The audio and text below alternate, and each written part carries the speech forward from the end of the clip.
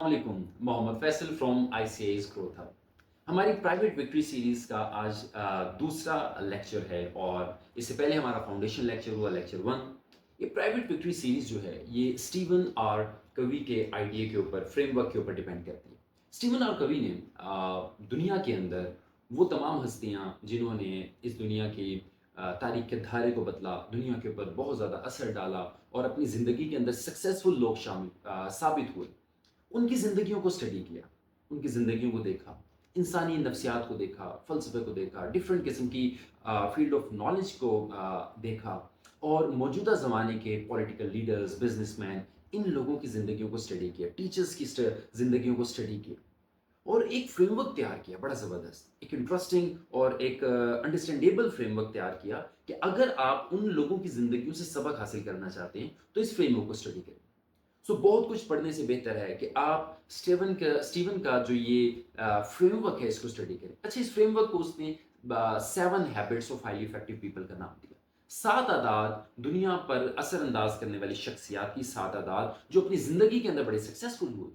ये 7 आदात जो हैं इनमें से पहली 3 आदात be proactive, begin with the and in mind and first thing first. ये 3 आदात हैं कि अगर आप एक इंडिपेंडेंट शख्सियत बनना चाहते हैं, आप फाइनेंशियली स्ट्रांग होना चाहते हैं, आप इमोशनली स्ट्रांग होना चाहते हैं, आप दुनिया में अपने आप को कामयाबी की तरफ लेके जाना चाहते हैं, तो वो कहते हैं कि ये 3 आदात आपके अंदर होना इंतहाई ज़रूरी है। इस पूरी सीरीज़ के अंदर हम इन तमाम आदात को देखेंगे और स्टीवन ने जो दावा किए इन आदात के बारे में हम उनको भी देखेंगे कि या ये दावा इनका ठीक भी है या नहीं। फिर हम ये देखेंगे कि ये आदात हम अपने अंदर पैदा कैसे कर सकते हैं और इन आदात के अंदर क्या अच्छी चीज़ है, क्या वो चीज़ें हैं कि अगर वो हम इख्तियार कर लें तो इन आदात को अपने अंदर पैदा कर सकते हैं।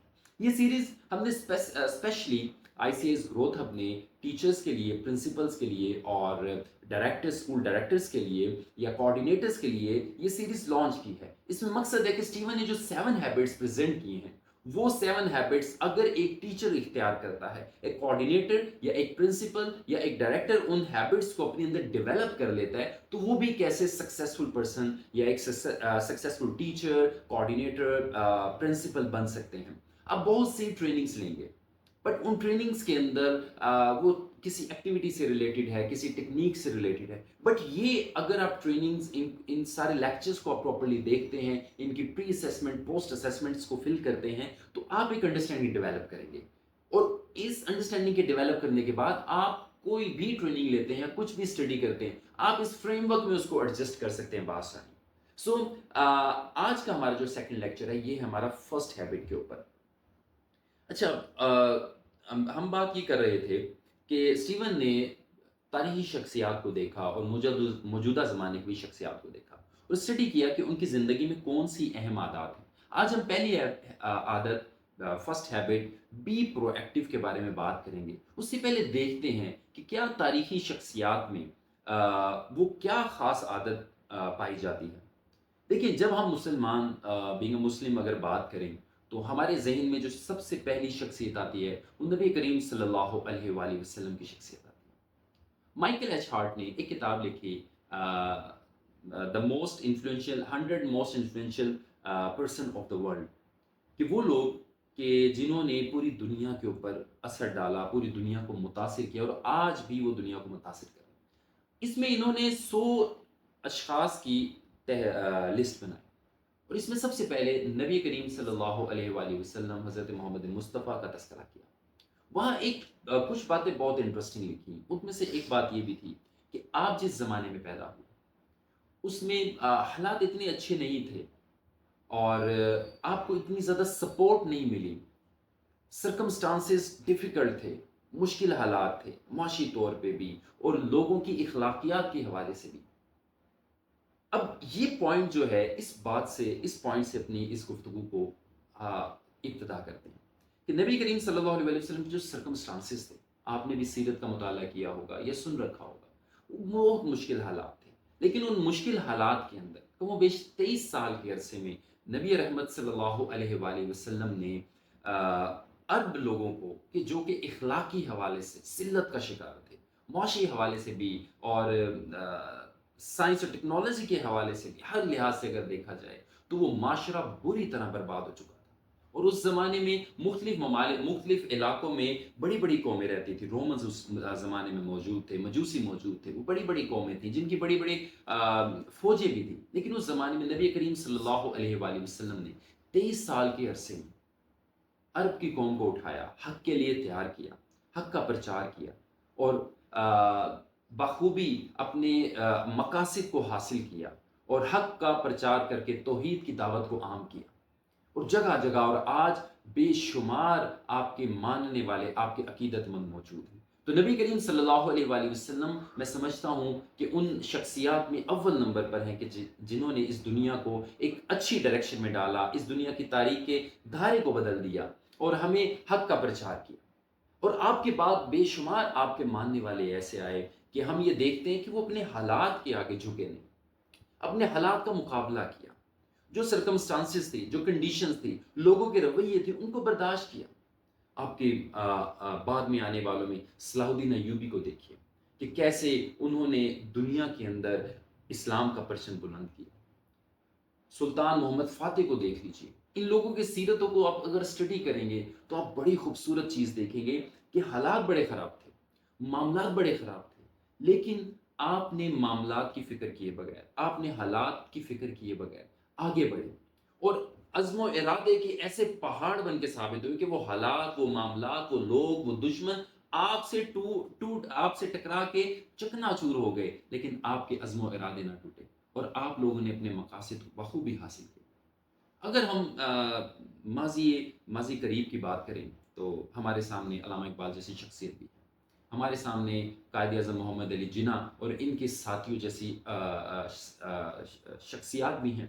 یہ وہ ہستیاں ہیں کہ جنہوں نے حالات کا بہترین مقابلہ کیا, حالات کے آگے اپنی کنڈیشنز, اپنے سرکمسٹانسز کے آگے کھڑے رہے اور ایک مقصد کو لے کے آگے بڑھے, بہت سی مشکلات, بہت سے مصائب کو برداشت کیا اور اپنے مقصد کو حاصل کیا. سٹیون یہاں پہ اس بات کے بارے, اس عادت کے بارے میں اب کیا بات کرتے ہیں, یا بی پرو ایکٹیو ہونے کے بارے میں. یہ جو شخصیات کی میں نے چند شخصیات کا تذکرہ کیا, ان کے حوالے سے کیا بات کرتے ہیں. وہ کہتے ہیں کہ جو تاریخ میں کامیاب شخصیات گزری ہیں وہ پرو ایکٹیو لوگ تھے, وہ ری ایکٹیو لوگ نہیں تھے. ان کی ری ایکٹیو اپروچ نہیں تھی بلکہ پرو ایکٹیو اپروچ ہوتی. جب بھی آپ کے سامنے کوئی معاملہ آتا ہے تو آپ کے دو طرح کی اپروچ ہو سکتی ہے, یا تو وہ ری ایکٹیو اپروچ ہوگی یا ری ایکٹیو رسپانس بھی آپ اس کو کہہ سکتے ہیں, یا وہ پرو ایکٹیو رسپانس ہوگا کہ آپ کے سامنے جو بھی حالات ہیں, آپ کے سامنے جو بھی معاملات ہیں, آپ کیسے رسپانس کرتے ہیں. کیا آپ کوئی ریئیکشن دیتے ہیں جسٹ لائک آٹومیٹک کہ آپ کے سامنے اگر کچھ برا ہوتا ہے تو آپ فوری طور پر آپ بھی برا رسپانس کر دیتے ہیں, یا پھر آپ سوچ سمجھ کے رسپونڈ کرتے ہیں, آپ اپنے مقصد کے مطابق, آپ اصولیات کے مطابق رسپونڈ کرتے ہیں. جیسے ہم نے پہلے لیکچر میں بات کی, فاؤنڈیشن لیکچر میں ہم نے بات کی پیراڈائم کی, ہم نے بات کی پرنسپلز کی. کیا آپ پرنسپلز کے مطابق رسپونس کرتے ہیں. جو بھی تاریخ کے اندر عظیم شخصیات گزری وہ پرنسپلز کے مطابق, وہ اصولیات کے مطابق, وہ اپنے مقاصد کے مطابق رسپونس کیا کرتے تھے. ان کا رسپونس آٹومیٹک نہیں ہوتا تھا, ان کا رسپونس ری ایکٹیو نہیں ہوتا تھا, ان کا رسپونس پرو ایکٹیو ہوتا تھا. وہ رسپونس کرتے تھے جو اصولی طور پہ انہیں کرنا چاہیے. اسی وجہ سے میں نے یہ بات کہی تھی کہ اصول نہیں تو حصول نہیں. اگر ہم پرنسپلز کے مطابق رسپونس کریں تو ہم اپنے مقاصد کو حاصل کر سکتے ہیں. تو شخصیات جتنی بھی یہ گزری, اگر ہم تاریخ اسلامی کی بات کریں یا دنیا کی تاریخ بات کریں یا موجودہ زمانے کی بات کریں, تو تمام عظیم شخصیات کے اندر ایک بات جو نمایاں, ایک عادت جو سب میں نمایاں نظر آتی, دے آر پرو ایکٹیو. وہ پرو ایکٹیو ہیں, وہ اپنے مقاصد کے لحاظ سے, وہ اپنے اصولیات کے لحاظ سے, وہ پرنسپلز کے لحاظ سے رسپونس کرتے ہیں. یہ ان شخصیات کے اندر نمایاں ایک عادت ہے, they are not reactive. Foundation lecture میں ہم نے انگلینڈ کے ایک اسکول کی بات کی تھی. اس اسکول میں ہم نے یہ دیکھا کہ جب ٹیچرز کے پاس فائلز آئیں اور برائٹ اسٹوڈنٹس کے سیکشن کو ڈم لکھ دیا گیا کہ وہ ویک اسٹوڈنٹس ہیں, تو ٹیچر نے اسی لحاظ سے رسپانس کیا کہ ٹھیک ہے, یہ بچے ویک ہیں تو اب ان کا تو کچھ نہیں ہو سکتا, ان کو زیادہ محنت کروانے کا فائدہ نہیں, ان کے لیے کوئی نئی اسٹریٹجی استعمال کرنے کا فائدہ نہیں. سو یہ ایک ری ایکٹیو رسپانس تھا. اگر وہ ٹیچر پرو ایکٹیو ہوتی تو حالات کیا مختلف ہوتے یا نہ ہوتے, یہ آپ خود سوچیے. کہ اگر وہ اصولیات کے مطابق فیصلہ کرتے, جیسے ہم نے لاسٹ ٹائم ایک ایجوکیشنل پرنسپل کی بات کی تھی, گروتھ مائنڈ سیٹ کی. Students believe about their intelligence and abilities affect their learning. कि स्टूडेंट्स का अपनी इंटेलिजेंस और काबिलियत के बारे में जो बिलीव है वो उनकी लर्निंग को इम्पैक्ट करता है। अगर वो उसको ये समझते कि हम मेहनत टीचर ये समझते हैं, इस प्रिंसिपल को अगर टीचर अहमियत देती, वो ये फोकस करते हैं कि इनको मेहनत करवाने से और नई टेक्निक यूज़ करने से बच्चे बेहतर हो सकते हैं, तो बच्चों का रिजल्ट इंप्रूव कर जाता है। सो प्रोएक्टिव रिस्पॉन्स होता है और एक रिएक्टिव रिस्पॉन्स होता है। तो स्टीवन कहते हैं कि जितनी भी मैंने शख्सियात देखी या जिनकी ज़िंदगियों का मैंने मुताला किया, तो मुझे वाज़े तौर पर ये फ़र्क नज़र आता है कि वो लोग प्रोएक्टिव होते हैं। यहाँ एक बड़ी इंटरेस्टिंग बात, जब इस फ्रेमवर्क को स्टीवन ने बयान किया, तो एक बड़ी इंटरेस्टिंग चीज़ स्टीवन ने जो है शेयर की। वो कहते हैं कि जब भी हमारे सामने कोई मामला होता है, रोज़ाना की बुनियाद पर या ओकेजनली कोई मामला हमारे सामने आता है, अब हम नोटिस कर सकते हैं कि हमारा रिस्पॉन्स क्या है, क्योंकि अल्लाह ताला ने हमें सेल्फ अवेयरनेस से नवाजा है। हम अपने थिंकिंग प्रोसेस को सोच सकते हैं। अभी इस वक्त बैठे हुए जब आप मेरा लेक्चर सुन रहे हैं या ये वीडियो देख रहे हैं, तो आप फौरी तौर पर देख सकते हैं इस टाइम आपके दिमाग में क्या चल रहा है। क्या पॉजिटिव थॉट्स हैं, नेगेटिव थॉट्स हैं। आप जो रिस्पॉन्स कर रहे हैं वो रिस्पॉन्स आप क्या कर रहे हैं, आप नोटिस कर सकते हैं। तो स्टीवन कहता है कि सबसे पहली बात ये कि जब भी हमारे सामने कोई मामला आता है, तो हमारे पास इख्तियार है कि हम अपना रिस्पॉन्स खुद से डिसाइड करें कि हमें क्या रिस्पॉन्स करना है, और वो रिस्पॉन्स हमारा प्रिंसिपल बेस हो। वो कहते हैं कि ऐसा हम क्यों कर सकते हैं, उसकी वजह बताई कि हमारे पास सेल्फ अवेयरनेस है। सेल्फ अवेयरनेस का मतलब ये कि हम अपने रिस्पॉन्स को नोटिस कर सकते हैं कि हम क्या रिस्पॉन्स करें। अच्छा, दूसरी बात वो कहते हैं, दूसरी बात वो ये कहते हैं कि देखो हम हमारे पास एक पावर है, एबिलिटी है इमेजिनेशन की। हम चीज़ों को इमेजिन कर सकते हैं कि अगर मैं ऐसा रिस्पॉन्स दूंगा तो क्या होगा, रिस्पॉन्स ए दूंगा तो क्या होगा, बी दूंगा तो क्या होगा। अगर मैं किसी के साथ बदतमीजी से पेश आऊंगा तो मेरा रिस्पॉन्स क्या आएगा, और अगर मैं सख्ती के और अगर मैं अच्छे इखलाक से पेश आऊंगा तो क्या आएगा। असरा मजाक, मुझे यहाँ पे एक आपसे गुफ्तगू करते हुए एक बात याद आई। मेरे एक उस्ताद हैं, तो वो बात हो रही थी रिस्पॉन्स पे ना, कि रिस्पॉन्स आप इंटेलिजेंटली देते हैं। वो कहते हैं कि एक नौजवान बस में चढ़ा और जब कंडक्टर ने पैसे मांगे तो उसने पैसे नहीं दिए। उसने नौजवान के साथ जो है बदतमीजी की कंडक्टर ने। वो कहते कंडक्टर जो के साथ जो है वो भी जवाब दे सकता था, लेकिन वो लड़का ना खामोश रहा। गालबन उसी दिन या कुछ दिन के बाद वो उसके दोस्त भी उस बस में चढ़े और वो अपने दोस्तों के साथ था। तो उन्होंने बाकायदा एक जगह बस रोक के उस कंडक्टर को मारा। अब अभी हम बात ये नहीं कर रहे कि पॉजिटिव था या नेगेटिव था रिस्पॉन्स। बात ये कर रही कि रिस्पॉन्स के बारे में गौर कीजिए कि अगर वो उस टाइम रिस्पॉन्स देता तो मुमकिन था कि वो कंडक्टर का मुकाबला ना कर सकता, लेकिन आफ्टर सम टाइम उसने कंडक्टर अपने दोस्तों को इकट्ठा किए करके कंडक्टर को रिस्पॉन्स दिया।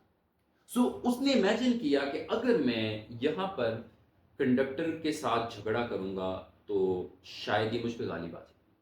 उसने इमेजिन किया कि ठीक है, मुझे अपने दोस्तों को लेकर आना है, फिर मैं रिस्पॉन्स दूँ। सो ये है वैसे एक गैर मुनासिब मिसाल, लेकिन बात आपको समझाना चाह रहा हूँ इमेजिनेशन की। आप इमेजिन कर सकते हैं रिस्पॉन्स। सो पॉजिटिव रिस्पॉन्स देंगे तो क्या होगा, नेगेटिव रिस्पॉन्स देंगे तो क्या होगा, अभी रिस्पॉन्स देंगे तो क्या होगा, बाद में रिस्पॉन्स देंगे तो क्या होगा। So we can imagine. तो स्टीवन कहते हैं कि आप इमेजिन कर सकते हैं। आप पहली बात, आप सेल्फ अवेयरनेस की वजह से नोटिस कर सकते हैं इमेजिनेशन के, आप अपनी इमेजिनेशन की वजह से जो है वो इमेजिन कर सकते हैं कि मुझे कैसा रिस्पॉन्स देना है। अच्छा, फिर स्टीवन कहते हैं कि हमारे पास एक और चीज़ है, कॉन्शियस, कि आपका ज़मीर आपके पास है। अब ज़मीर जो है वो आपकी मदद करता है कि आप अपने रिस्पॉन्स को जज करें कि क्या मेरा जो रिस्पॉन्स है वो प्रिंसिपल बेस है कि नहीं, क्या वो उसूलियात के मुताबिक है या नहीं, या मैं एक अच्छा इंसान हूं कि मुझे क्या झगड़ा करने की नहीं। तो आप जज कर सकते हैं। पहली बात, आप नोटिस कर सकते हैं अपने रिस्पॉन्स को। दूसरी बात, आप इमेजिन कर सकते हैं कि आपके पास कौन कौन से रिस्पॉन्स के ऑप्शंस हैं। तीसरी बात, आप ये देख सकते हैं कि आप डिसाइड कर सकते हैं कि आपको कौन सा रिस्पॉन्स चूज करना चाहिए। और fourth one, the last one, independent will. आपके पास इंडिपेंडेंट विल है, अल्लाह ताला ने आपको इख्तियार दिया, और इख्तियार दिया तो आप उस इख्तियार के मुताबिक अमल कर सकते हैं। यही तो वजह है कि हम नेकी और बदी, नेकी और गुनाह, नेक काम और बुरा काम, उसकी भी तो यही वजह है कि आपके पास इख्तियार मौजूद है। So you have liberty to respond, you have freedom to respond. आप रिस्पॉन्स करने का फ्रीडम आपके पास है। सो आपके पास इंडिपेंडेंट विल है। اسٹیون کہتا ہے کہ آپ اب عمل کر سکتے ہیں. آپ نے نوٹس کیا, آپ نے اپنے رسپانس کو امیجن کیا, آپ نے اپنے رسپانس کو جج کیا, دین آپ نے اس کے مطابق ایکٹ کیا. سو نوٹس, امیجن, جج اینڈ ایکٹ, یہ 4 چیزیں ہیں ہمارے پاس رسپانس کرنے سے پہلے. نوٹس, امیجن, جج اینڈ ایکٹ. اسٹیون کہتے ہیں یہ 4 چیزیں ہم تمام انسانوں کے پاس ہیں. دیٹس وائی کہ جو عظیم شخصیات گزری وہ اپنے رسپانسز کو دیکھتے تھے, وہ اپنے رسپانسز کو امیجن کرتے تھے, وہ جج کرتے تھے کون سا رسپانس مجھے کرنا چاہیے, اور پھر وہ اس کے بعد ایکٹ کرتے تھے. ہماری اردو کے اندر ایک بڑا خوبصورت محاورہ ہے, پہلے تولو پھر بولو. یعنی اب اگر آپ کہیں بیٹھے ہیں, آپ کے سامنے کچھ لوگوں نے بات کر دی, تو سیانے یہ کہتے ہیں, عقل مند لوگ یہ کہتے ہیں, بزرگ یہ کہتے ہیں کہ پہلے تولو پھر بولو. مراد کیا تھا بھائی, پہلے غور کرو کہ کیا رہے, آپ کی بات کا اثر کیا ہوگا.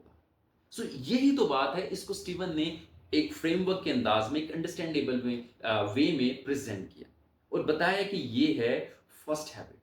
سو we have the responsibility to response. اب ورڈ ریسپانسبلٹی کو دیکھ لیجیے. ریسپانسبلٹی آپ کو کیا بتاتا ہے, اسٹیون نے اس کو بڑے خوبصورت انداز میں اس کے چنک کیے. تو کہتے ہیں دیکھو, responsibility itself says responsibility, کہ آپ کے پاس قابلیت ہے کہ آپ رسپانس کر سکتے ہیں, آپ کے پاس یہ صلاحیت ہے کہ آپ رسپانس کر سکتے ہیں. سو یہ ایک بڑی انٹرسٹنگ چیز ہے, اور ہمیں بھی یہ دیکھنا چاہیے کہ کیا ہم اپنے رسپانس سوچ سمجھ کے کرتے ہیں یا آٹومیٹک ہو جاتے ہیں. سو اگر آٹومیٹک رسپانس ہوتے ہیں, جسٹ لائک اے ٹوائے, کہ آپ نے اس کا آن آف کا بٹن دبایا, تو آن آف کا بٹن دبانے کی وجہ سے کیا ہوتا ہے کہ ٹوائے موو کرنا شروع کر دیتا ہے, میوزک آنے شروع ہو جاتے ہیں اور ایک خاص پیٹرن میں موو کرتا ہے. سملرلی ہم کیا پرویکٹیو اپروچ والے ہیں یا ریئیکٹیو اپروچ والے.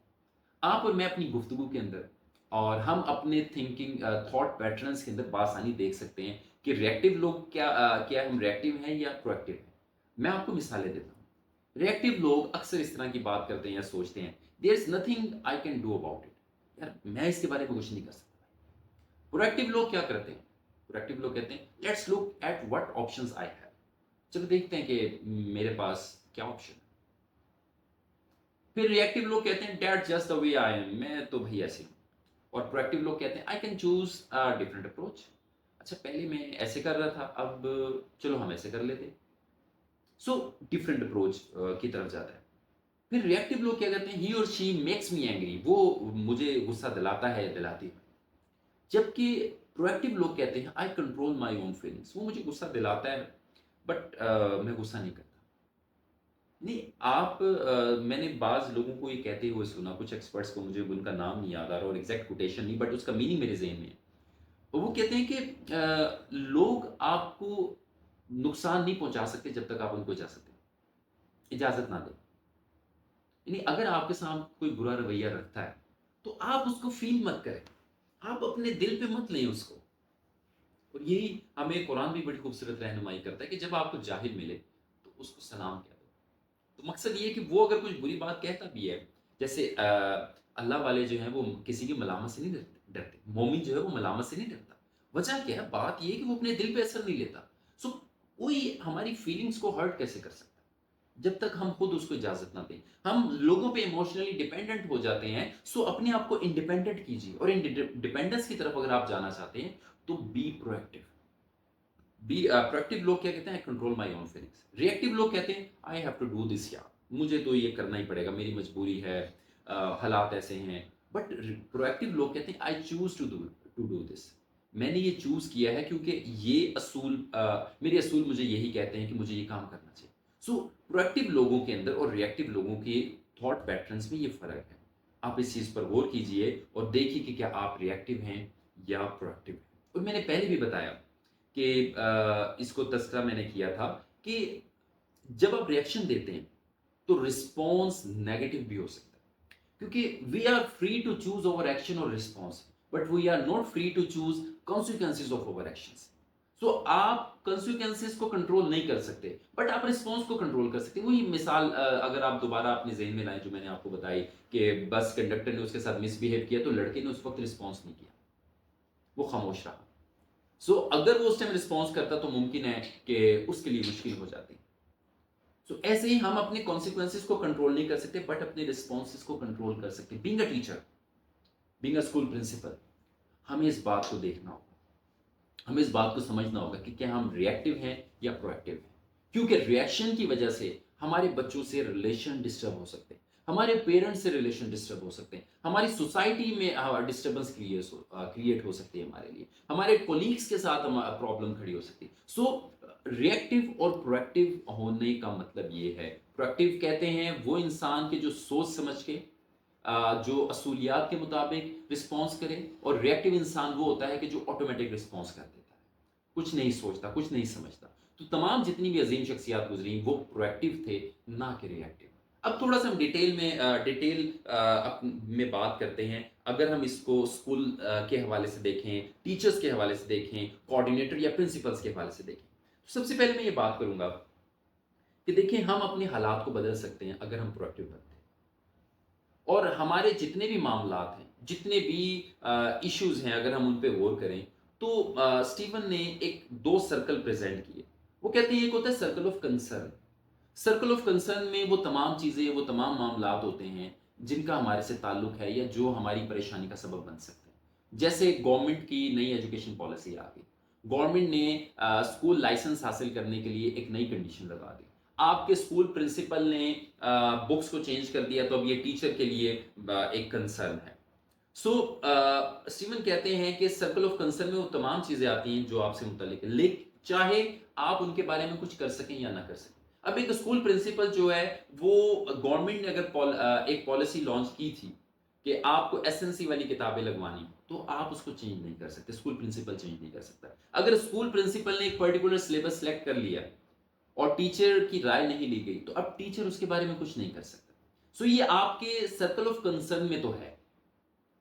फिर स्टीवन कहते हैं कि अच्छा, कुछ चीजें सर्कल ऑफ कंसर्न के अंदर एक और सर्कल होता है, वो होता है circle of influence. Circle of influence में वो तमाम चीजें हैं जो हमारे से मुतल्लिक तो हैं, बट हम उनको चेंज कर सकते हैं। वो कौन कौन सी, मिसाल के तौर पर मैं आज का लेसन कैसे, अगर बीइंग अ टीचर बात करें, तो मैं आज का लेसन कैसे एक्सप्लेन करूं। बीइंग अ कोऑर्डिनेटर बात करें कि अब जो वीक हॉलीडेज का आ रहा है, उसमें हम टीचर्स के 3 डेज ट्रेनिंग में हम टीचर्स को किन किन पॉइंट्स पे या किन किन टेक्निक्स के ऊपर, किन किन आइडियाज के ऊपर ट्रेन करेंगे। प्रिंसिपल जो है वो डिसाइड कर सकता है कि मैं स्कूल में कैसा कल्चर डेवलप करूंगा, मैं जो मीटिंग, मेरी स्टाफ मीटिंग है, उसके अंदर मैं क्या एजेंडा रखूं, तो प्रिंसिपल कैन डिसाइड। सो ये वो मैटर्स हैं जिनको आप इन्फ्लुएंस कर सकते हैं। एक प्रिंसिपल डिसाइड कर सकता है कि स्कूल में कौन सा सिलेबस पढ़ाया जाएगा, कौन सा नहीं पढ़ाया जाएगा। सो स्टीवन कहते हैं कि वो मामलात जो आपके कंट्रोल में हैं या जिनके ऊपर आप असरअंदाज हो सकते हैं, वो आपके सर्कल ऑफ इन्फ्लुएंस में है। बट वो मामला जो आपके मुतल्लिक तो हैं, बट वो आप उनके बारे में कुछ नहीं कर सकते, तो आपके सर्कल ऑफ इन्फ्लुएंस से बाहर हैं, बट वो आपके सर्कल ऑफ कंसर्न में आते हैं। सो अगर आप और मैं इन सर्कल्स के ऊपर गौर करें, तो हमें इश्यूज की टाइप्स हम कर सकते हैं। कुछ इश्यूज हैं जिनको आप डायरेक्ट कंट्रोल कर सकते हैं, कुछ इश्यूज हैं जिनको आप इनडायरेक्ट कंट्रोल कर सकते हैं, कुछ इश्यूज हैं जिनको आप बिल्कुल भी नहीं कंट्रोल कर सकते, जिनको मैं नो कंट्रोल इश्यूज कहूंगा। सो सीवन ने इनकी 3 टाइप्स को बयान किया, और ये इन्हीं 2 सर्कल्स के ऊपर बेस करते हैं। डायरेक्ट कंट्रोल वाला इश्यूज, वो इश्यूज कि जिनके पीछे हमारा बिहेवियर प्रॉब्लम बनता है। मिसाल के तौर पर, मेरे बच्चों ने कल का सबक, एक टीचर ये देखती है कि मेरे बच्चों को कल का सबक याद नहीं। अब टीचर ये देख सकती हैं कि मुमकिन है कि टीचर ने सही तरह से एक्सप्लेन ना किया हो, मुमकिन है टीचर ने जब लेसन कल दिया तो उसके लिए जो प्रैक्टिस रिक्वायर्ड थी टीचर ने वो प्रोवाइड ना की हो, मुमकिन है कि टीचर ने जो लेसन प्लान किया था उसमें बच्चों की बैकग्राउंड नॉलेज को पेश नजर ना रखा हो। सो अब ये टीचर के अपने बिहेवियर से रिलेटेड है। टीचर इसमें चेंज ला सकती है, टीचर अपनी एक्सप्लेनेशन को बेहतर करे, टीचर अपनी असेसमेंट के मेथड को बेहतर करे, अंडरस्टैंडिंग चेकिंग के मेथड को बेहतर करे, टीचर अपनी प्लानिंग को बेहतर करे। फिर प्रिंसिपल के सामने एक इशू आता है कि teachers timely lesson plan weekly जो है वो सबमिट नहीं करवाते। अब प्रिंसिपल कि ये अपने बिहेवियर से रिलेटेड भी इशू हो सकता है। कैसे? मुमकिन है कि जो उन्होंने डेडलाइन दी हो वो प्रॉपर्ली टीचर को कम्युनिकेट ना की जाती हो, जो सिस्टम बनाया है उसके अंदर टीचर्स की प्लानिंग के लिए प्रॉपर टाइम ही नहीं रखा गया, उनको टाइम ब्लॉक नहीं दिया गया कि आपने इस पर्टिकुलर टाइम में आप अपने लेसन प्लान्स को डेवलप कर सकते हैं। सो ये डायरेक्ट प्रिंसिपल के कंट्रोल में है कि वो उसको सिस्टम को, lesson planning, lesson plan development और सबमिशन के प्रोसेस को कैसे डिजाइन करते हैं, ये उनके कंट्रोल में है प्रिंसिपल। सिमिलरली ایک ٹیچر ہیں وہ یہ دیکھتی ہیں کہ میرے کلاس کی جو آخری لیکچر ہے میرا یا آخری پیریڈ ہے اس میں بہت شور ہوتا ہے اور کلاس کنٹرول نہیں ہو، کلاس میں بچے کنٹرول میں نہیں رہتے۔ اب ٹیچر اگر غور کریں تو ممکن ہے کہ ٹیچر کی روٹین صحیح نہ ہو اور ان کی انرجی لاسٹ پیریڈ میں خود بھی ڈاؤن ہو جاتی ہو۔ اگر ہم یہ دیکھیں تو ہمیں یہ نظر آتا ہے کہ یہ بیہیویئر بھی ٹیچر کا اپنا ہے۔ سو یہ وہ چیزیں ہیں، یہ وہ ایشوز ہیں جو ٹیچرز یا پرنسپلز یا کوآرڈینیٹرز کے ڈائریکٹ کنٹرول میں ہیں۔ آپ اگر اپنے بیہیویئر کے اوپر، اپنی روٹین کے اوپر، آپ اپنے نالج کے اوپر، اپنی سکلز کے اوپر، یعنی آپ اپنے اوپر اگر ورکنگ کریں تو ڈائریکٹ کنٹرول ایشوز کو آپ ریزالو کر سکتے ہیں۔ ڈائریکٹ کنٹرول ایشوز کو ریزالو کرنے کا بہترین طریقہ ہے کہ آپ اپنے اوپر ورکنگ کریں۔ پھر کچھ ایشوز ہیں جو انڈائریکٹ کنٹرول میں ہیں۔ مثال کے طور پر ایک ٹیچر ہیں اسکول میں جن کی ڈیوٹی ہے کہ وہ روزانہ اسٹاف کو مارننگ ڈیوٹیز بتائیں۔ اب وہ ٹیچر آتی لیٹ ہیں اور تمام اسٹاف کو لیٹ بتاتی ہیں۔ اب آپ کو بڑی پرابلم ہے۔ اب یہ پرابلم ان کے بیہیویئر کی ہے، آپ کے بیہیویئر کی نہیں۔ اب یہ ڈائریکٹ کنٹرول نہیں ہے، یہ انڈائریکٹ کنٹرول ایشو ہے۔ یہ آپ خود سے سولو نہیں کر سکتے ڈائریکٹلی۔ آپ کو دوسرے کے ذریعے دوسرے کے بیہیویئر کے اوپر اثر ڈالنا ہوگا اور اس کو قائل کرنا ہوگا کہ وہ اپنے بیہیویئر میں چینج لائے تاکہ آپ کا یہ مسئلہ حل ہو۔ کیونکہ آپ کو لیٹ ڈیوٹی جب پتہ لگتی ہے تو آپ ٹائملی اپنے کام مارننگ کے نہیں کر پاتے اسکول میں۔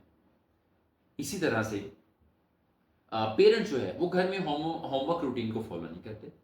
اب ڈائریکٹلی ٹیچر کچھ نہیں کر سکتی، بٹ ٹیچر انڈائریکٹلی پیرنٹس کو انفلوئنس کر سکتی ہیں، ان کو سمجھائیں، ان کو آن بورڈ لیں، ان کو قائل کریں۔ ایسے ہی اسکول پرنسپل، انہوں نے ایک نیو میتھڈ جو ہے وہ ٹیچنگ میتھڈ انٹروڈیوس کروایا اور وہ چاہتے ہیں پورے اسکول میں اسٹاف اس کو فالو کریں، بٹ سینئر ٹیچر اس کو 2 سے 3 سینئر ٹیچر ایسے جو اس کو ایکسیپٹ نہیں کر رہے۔ سو اب یہ پرنسپل کے ڈائریکٹ بیہیویئر کا ایشو نہیں ہے بلکہ یہ ان ٹیچرز کے بیہیویئر کا ایشو ہے۔ اب پرنسپل کے پاس کیا سولوشن ہے؟ پرنسپل کے لیے انڈائریکٹ ایشو ہے، یہ انڈائریکٹ کنٹرول ایشو ہے۔ اب ان کو انفلوئنس کرنا پڑے گا۔ سو اسٹیون نے یہ آئیڈیا دیا کہ یہ جو انڈائریکٹ ایشوز ہمارے سامنے ہوتے ہیں ان کا بہترین حل یہ ہے کہ آپ دوسروں کو انفلوئنس کریں، آپ دوسروں کو قائل کریں۔ اس کو آپ ڈائریکٹلی سولو نہیں کر سکتے۔ اگر آپ صرف اپنے اوپر ورکنگ کریں، اگر آپ صرف اپنی اسکل کے اوپر، اپنے ٹائمنگ کے اوپر، اپنی روٹین پہ ورکنگ کریں تو آپ ان مسئلوں کو حل نہیں کر سکتے۔ اس کے لیے آپ کو دوسروں کو انفلوئنس کرنا پڑے گا۔ تو آپ کو پتہ ہونا چاہیے کہ انفلوئنس کرنے کی اسٹریٹجیز کیا ہیں۔ 30 اسٹریٹجیز جو بیسٹ پروون اسٹریٹجیز ہیں کسی کے بیہیویئر کو انفلوئنس کرنے کے لیے، اگر آپ ان کے اندر ایک پازیٹیو چینج لانا چاہتے ہیں تو 30 اسٹریٹجیز ہیں۔ انشاءاللہ ICIS گروتھ ہب ان کے اوپر پورا ایک ویڈیو سیشن کرے گا جس میں ٹیچرز، پرنسپلز، کوآرڈینیٹرز کے لیے وہ اسٹریٹجیز بیان کی جائیں گی اور آپ دیکھیں گے کہ کیسے آپ ان اسٹریٹجیز کو یوز کر کے اپنے اسکول کے اندر ایک پازیٹیو چینج لے کر آ سکتے ہیں۔ تیسری قسم جو اسٹیون نے ہائی لائٹ کی، نو کنٹرول ایشوز کی۔ مثال کے طور پر بورڈ نے، لاہور بورڈ نے یا فیڈرل بورڈ نے سلیبس کو ایک شارٹ نوٹس پہ چینج کر دیا۔ اب آپ کے پاس اس کا کوئی سولوشن نہیں ہے، آپ اس کو چینج نہیں کر سکتے سوائے اس کے کہ آپ اس کو ایکسیپٹ کریں۔ حکومت پاکستان نے جب یہ پیچھے سنگل نیشنل کریکولم لانچ ہوا تو حکومت نے پابندی لگا دی کہ آپ NOC کے بغیر کتاب نہیں لگا سکتے۔ اب اسکول پرنسپلز کے لیے، پبلشرز کے لیے بہت بڑے ایشو کھڑے ہو گئے کہ اس وقت مارکیٹ میں NOC والی کتابیں اویلیبل نہیں تھیں۔ بڑے بڑے پبلشرز ایسے موجود تھے کہ جنہوں نے کتابیں NOC نہیں کروائی تھیں۔ سو انہیں بہت اسپیڈیلی یہ والا کام کرنا پڑا اور اسکولز کو مجبوراً اس وقت PTB کی کتابیں لگوانی پڑیں یا پھر جن پبلشرز نے اپنی کتابوں کا NOC لیا ان کی کتابیں لگوانی پڑیں، اور جو پسند تھی انہیں کتابیں وہ انہیں اپنے اسکول سے ہٹانی پڑی۔ اس کا کوئی سولوشن نہیں تھا، آپ اس لیے کچھ نہیں کر سکتے تھے سوائے اس کے کہ آپ حکومت کی پالیسی کو فالو کریں۔ سو یہ نو کنٹرول ایشو ہے۔ اچھا، اس کے بارے میں اس کی بڑی زبردست اسٹریٹجی آپ کو بتاؤں۔ اس کی اسٹریٹجی یہ ہے کہ جب ایسا ایشو آپ کے سامنے آئے تو صرف مسکرا دیں اور مسکرانے کے بعد جو ریکوائرمنٹ کہی گئی ہے اس کو پورا کریں۔ یہ نو کنٹرول ایشو ہے، نہ تو آپ اس کو خود سے چینج کر سکتے ہیں نہ کسی سے چینج کروا سکتے ہیں۔ سو یہ 3 اقسام ہوتی ہیں ہمارے ایشوز کی۔ تو جب بھی آپ کے سامنے کوئی ایشو آئے تو آپ اس کا ایک ٹیسٹ کریں کہ یہ ایشو کیا میرے بیہیویئر سے ریلیٹڈ ہے یا دوسرے کے بیہیویئر سے ریلیٹڈ ہے یا یہ ہمارے لمٹ سے بیونڈ ہے۔ اگر یہ میرے بیہیویئر سے ریلیٹڈ ہے تو اپنی سکلز کو، اپنی روٹینز کو اپنے اوپر ورکنگ کریں، اور اگر دوسروں کے بیہیویئر سے ریلیٹڈ ہے تو آپ ان کو انفلوئنس کریں، ان کو قائل کریں، اور پھر اگر یہ آپ لوگوں کے لمٹ سے بیونڈ ہے تو وہاں صرف مسکرا دیجیے، اور اس کے علاوہ ہمارے پاس کوئی سولوشن اس کا نہیں۔ یہ مسکرانا جو ہے یہ بھاگنے کے مترادف نہیں ہے، اصل میں یہ حقیقت پسند بننے کے مترادف ہے۔ کہ آپ بی ریئلسٹک کہ بھائی آپ اس بات کو قبول کر لیں کہ اس کا کوئی سلوشن نہیں. سو یہ ہے فرسٹ ہیبٹ کہ آپ کے اندر یہ عادت اپنے اندر یہ ڈیولپ کریں کہ ہم رسپانس سوچ سمجھ کے دیں, کیونکہ we can notice our response, we can imagine our response, we can judge our response and we can act جیسا کہ ہم نے سوچا, جو رسپانس ہم نے سوچا ہم اس کے مطابق پھر عمل کر سکتے ہیں. سو یہ فرسٹ ہیبٹ ہے to be an effective teacher, to be an effective coordinator, to be an effective principal. اور جب بھی آپ کے سامنے کوئی ایشو آئے تو ہر ایشو پہ جو پرویکٹو لوگ ہوتے ہیں وہ اپنے سرکل آف کنسرن میں ورک نہیں کرتے, وہ اپنے سرکل آف انفلوئنس کے اوپر ورک کرتے ہیں. وہ ان چیزوں پہ ورک کرتے ہیں جو ان کے کنٹرول میں, ڈائریکٹ کنٹرول میں ہے یا انڈائریکٹ کنٹرول میں ہے. وہ باقی چیزوں پہ اپنی محنت ضائع نہیں کرتے, اپنی انرجی ویسٹ نہیں کرتے. ابھی ریسنٹلی حکومت پنجاب نے لانچ کیا اسکولز کے لیے کہ آپ نے این او سی لینا اسکول کے لیے تو آپ کو یہ ریکوائرمنٹس پوری کرنی. ان میں کچھ ایسے ریکوائرمنٹس ہیں جو کہ اسکولز کے لیے مشکل ہیں. اب اسکول والے چاہے اس سے اتفاق کریں یا نہ کریں, اس کا سلوشن ایک ہی ہے کہ وہ انہیں سبمٹ کروانی ہوگی. تو یہ پہلی ہیبٹ ہمیں اپنے اندر ڈیولپ کرنے کی کوشش کرنی ہے, اور اس کے لیے میں نے آپ کو طریقہ بھی بیان کیا کہ آپ اپنے رسپانس کو غور کریں, اس کے اوپر ورکنگ کریں, اور آپ کا رسپانس پرنسپل بیس ہونا چاہیے. بہت شکریہ, جزاک اللہ.